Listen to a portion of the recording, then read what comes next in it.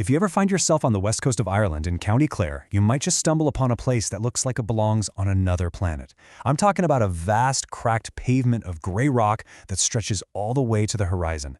This is the Burren, and we're going to uncover its epic 340 million year story. So, let's dive right in. Because here's the thing, and this is the incredible part. This windswept, rocky place wasn't always here. Its story actually begins somewhere you would never, ever expect. A warm, tropical sea, absolutely teeming with life. So the big question for us is, how on earth did a tropical paradise become this famous Irish moonscape?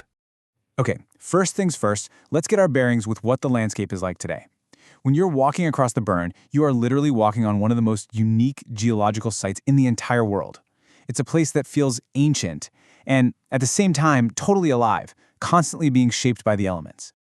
Now, geologists have a name for this. It's called a karst landscape. And what defines it really comes down to two things: the rock itself, which is limestone, and the artist that shapes it, which is water. And the Burren, well, it's one of the finest, most famous examples of a karst landscape you'll find anywhere on the globe. So, to understand how it got this way, we have to travel back in time. And I mean, way back. We're leaving modern Ireland completely behind, and we're heading for the equator, hundreds of millions of years ago. Just look at that number, 340 million years ago. That's how old the rock is beneath your feet in the Burren. Back in what's known as the Carboniferous period, the piece of the Earth's crust that would one day become Ireland, well, it was having a lovely holiday down near the equator.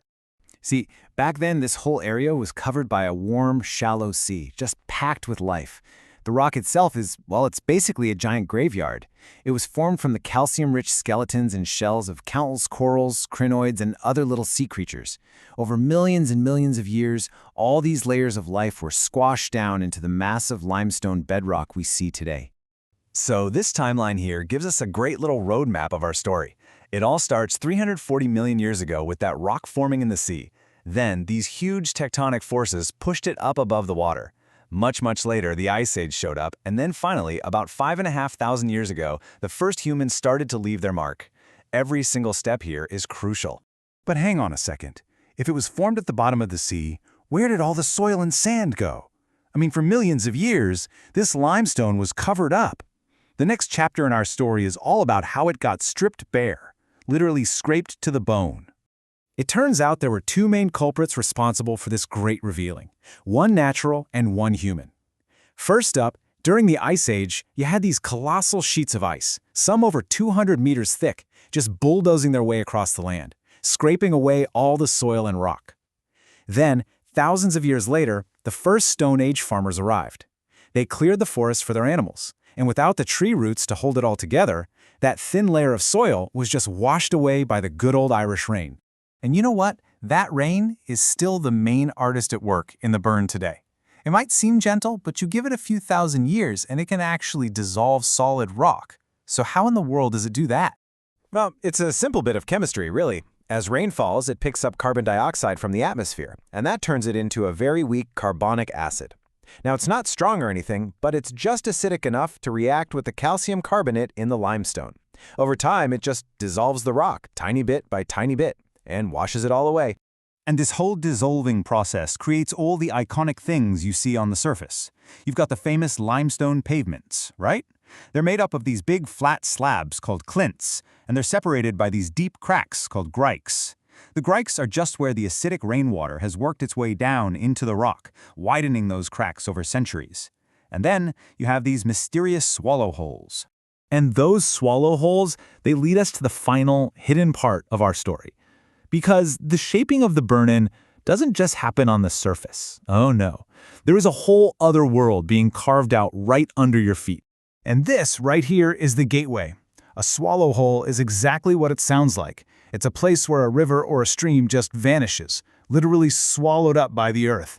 It pours down into the cracks in the limestone, and it just keeps on doing its work, dissolving the rock from the inside out. So you have to ask yourself, right, where does all that water go? It doesn't just disappear into thin air.